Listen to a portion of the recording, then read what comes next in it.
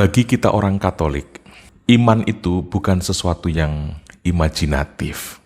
Ya, sekali lagi, iman itu bukan sekedar proyek khayalan, proyek imajiner, atau kerja otak saja.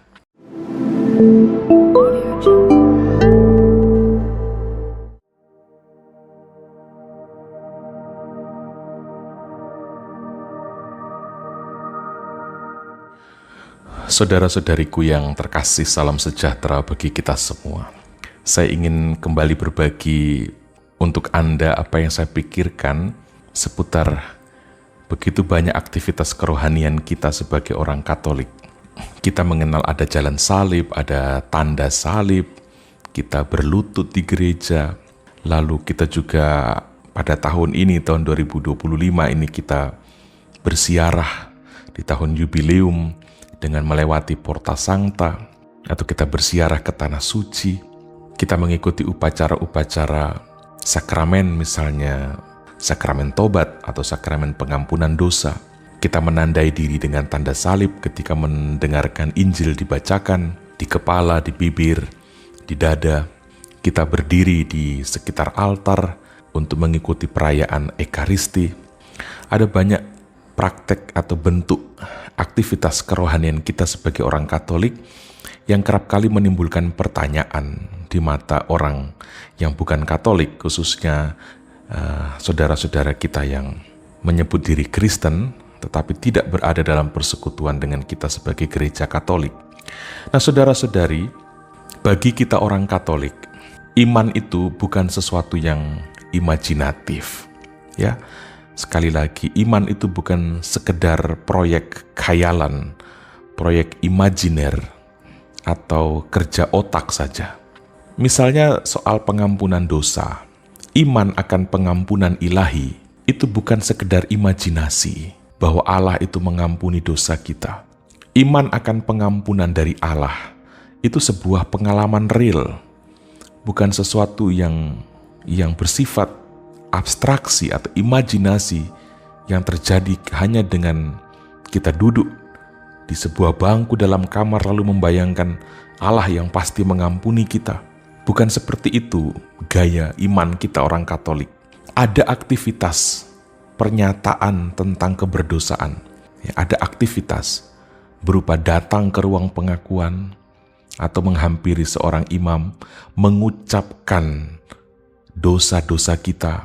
Dan ada pengalaman mendengar pernyataan pengampunan Allah yang diberikan melalui gereja yang dituturkan oleh imam atau pastor di ruang pengakuan itu.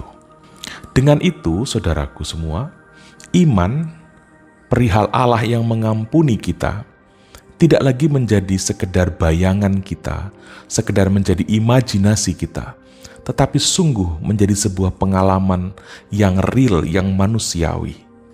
Atau contoh lain, misalnya kita mengimani bahwa Yesus adalah pintu kepada Bapa. Dia sendiri bilang, tak seorang pun dapat datang kepada Bapa kalau tidak melalui aku. Kita mengimani itu, dan para murid Yesus pasti mengimani itu. Tetapi ada beda antara orang yang mengimani Yesus dalam gereja Katolik dan yang bukan dalam gereja Katolik. Kita yang mengimani pernyataan Yesus sebagai orang Katolik, iman akan perkataan Yesus ini tidak sekedar memenuhi ruang imajinasi kita, sementara tubuh kita hanya diam di tempat. Iman akan Yesus sebagai pintu bagi keselamatan, itu menggerakkan kita untuk melewati pintu itu, untuk menyentuh pintu itu. Dan ini yang sedang terjadi pada tahun ini ketika kita siarah di tahun jubileum dengan melewati Porta Sancta. Ya, jadi iman bukan sekedar perasaan apalagi imajinasi, tapi iman adalah sebuah aktivitas nyata. Kalau aku mengatakan aku mengimanimu Yesus sebagai pintu, maka aku menunjukkan aktivitas iman itu dengan melewati Yesus yang adalah pintu itu. Ini. Jadi saudaraku semua, iman dalam bingkai gereja Katolik adalah sesuatu yang aktif dan bukan sesuatu yang imajinatif. Kita percaya bahwa salib adalah tanda kemenangan. Maka ungkapan aktif dari keyakinan ini itu dinyatakan dengan apa? Dengan kita menandai diri dengan tanda salib. Ya, kita orang Katolik sangat lekat dengan kegiatan atau praktek membuat tanda salib pada tubuh kita. Ya, ini. Jadi kita bukan sekedar membayangkan atau mengimajinasikan salib adalah tanda kemenangan, tapi kita memang menunjukkan itu. Ya, ini salib adalah tanda kemenangan. Kita juga menandai aktivitas iman kita dengan menundukkan kepala di depan salib itu. Kita mengakui kemuliaan salib dengan menundukkan kepala kita, membengkokkan lutut kita, berlutut, mencium salib itu, yang sering terjadi dalam Jumat Agung atau dalam aktivitas kerohanian yang serupa.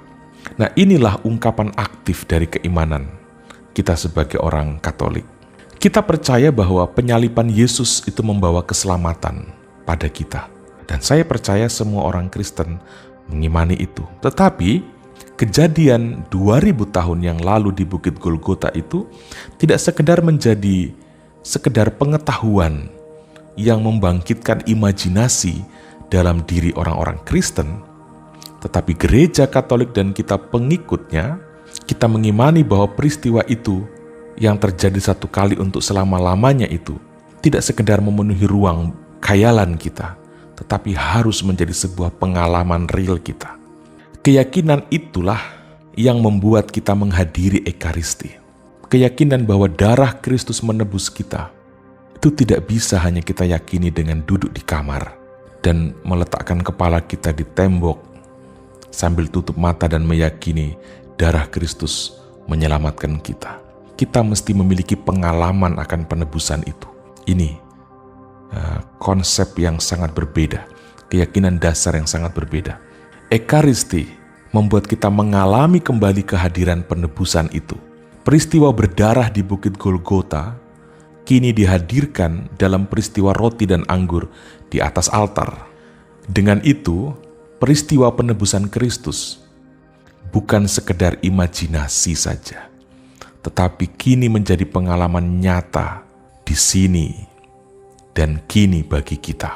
Saudara-saudariku yang dikasihi Tuhan, jika kita mengesampingkan hal-hal ini, apalagi mengesampingkan Ekaristi dan menganggap itu semua sebagai sebuah kesia-siaan, yang penting beriman, yang penting meyakini cukup, ada bahaya besar yang bisa muncul dalam tubuh kekristenan.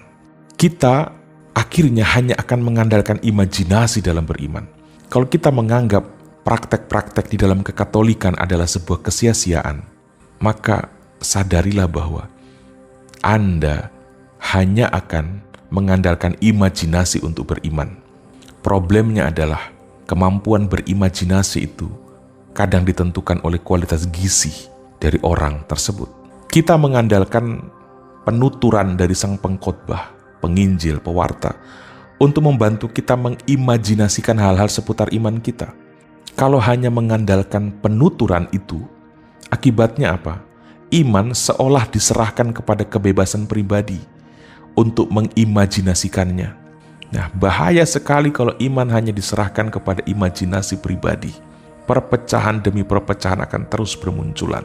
Sebab itu akan memicu munculnya penafsiran yang tidak terarah terhadap Kristus dan ajaran-ajarannya. Iman tidak bisa hanya diserahkan kepada kecakapan dari sang pewarta.